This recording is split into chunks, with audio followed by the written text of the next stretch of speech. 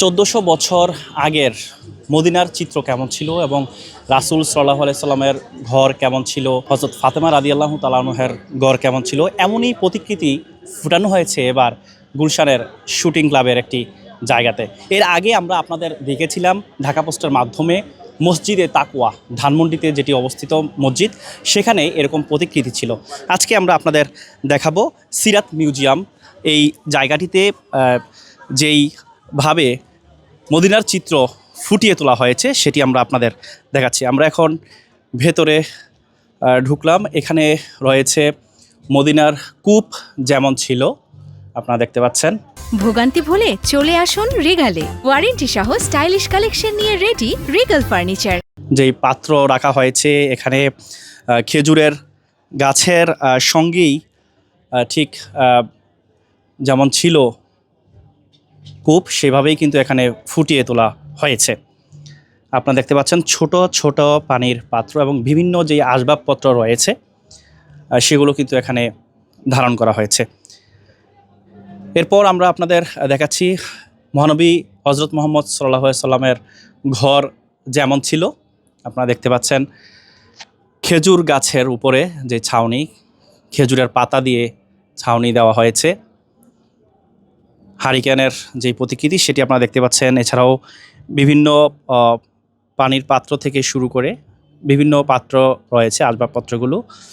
রাসূল সাল্লাল্লাহু আলাইহি সাল্লামের বেডে যেমন ছিল, অর্থাৎ শোয়ার জায়গা যেমন ছিল, শয়নকক্ষ যেমন ছিল, সেটি আপনারা দেখতে পাচ্ছেন যে বেডে একটি মাত্র বালিশ রাখা হয়েছে, অর্থাৎ মাথার নিচে দেওয়ার যেই বস্তুটি সেটি রয়েছে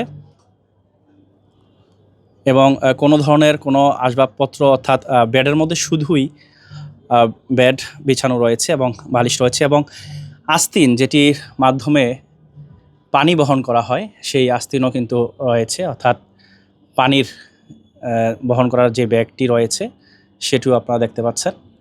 এছাড়াও বিভিন্ন আসবাবপত্র রয়েছে, আপনারা দেখতে পাচ্ছেন বড় বড় যে পাত্র সেগুলোও কিন্তু রয়েছে। দর্শক, এরপর আমরা আপনাদের আরেকটি কক্ষ দেখাচ্ছি। এটি হযরত ফাতিমা রাদিয়াল্লাহু আনহার ঘর যেমন ছিল, হযরত ফাতিমা রাদিয়াল্লাহু আনহার ঘরের একটি প্রতিকৃতি এখানে সাজানো হয়েছে। আপনারা দেখতে পাচ্ছেন রাসূল সাল্লাল্লাহু আলাইহি ওয়াসাল্লামের ঘরের মতোই কিন্তু উপরে ছাউনির মধ্যে খেজুর পাতা দিয়ে রাখা হয়েছে। আপনারা দেখতে পাচ্ছেন হযরত ফাতিমা রাদিয়াল্লাহু আনহার যেই বেড যেমন ছিল তেমনই একটি প্রতিকৃতি এখানে আপনারা দেখতে পাচ্ছেন। এছাড়াও বিভিন্ন পানির পাত্র থেকে শুরু করে বিভিন্ন ধরনের আসবাবপত্র রয়েছে। হযরত ফাতিমা রাদিয়াল্লাহু আনহার ঘরেও কিন্তু হারিকেন এবং বিভিন্ন যেই পানির কলসি থেকে শুরু করে বিভিন্ন যেই আসবাবপত্র রয়েছে। এছাড়াও আরেকটি রয়েছে বিষয়, সেটি হচ্ছে ঝাঁতা রয়েছে, আপনারা দেখতে পাচ্ছেন।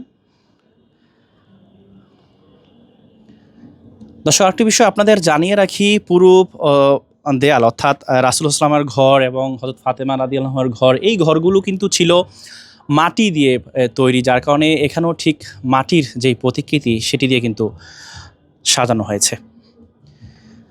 দর্শক, আমরা আরেকটি যেই কক্ষ সেটিতে আমরা আপনাদের দেখাচ্ছি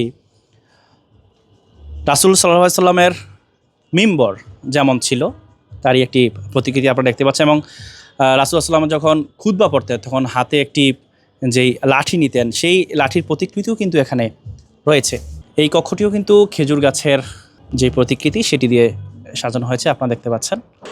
বাহিরের পাশটাতে আপনারা দেখতে পাচ্ছেন এখানে বেদুইন তাঁবু যেমন ছিল সেটি সাজানো হয়েছে এবং মরুভূমির যেই মরুভূমির জাহাজ সেটির প্রতিকৃতিও কিন্তু রয়েছে।